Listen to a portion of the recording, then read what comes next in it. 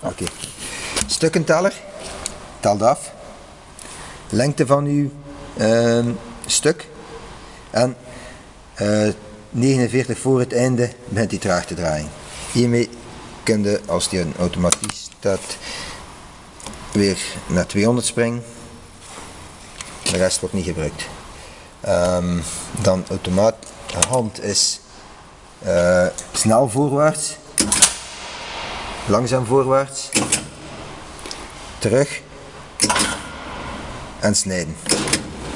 Dan afsluiten.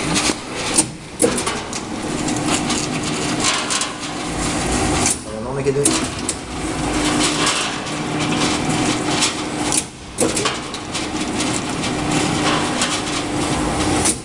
Dan automatisch en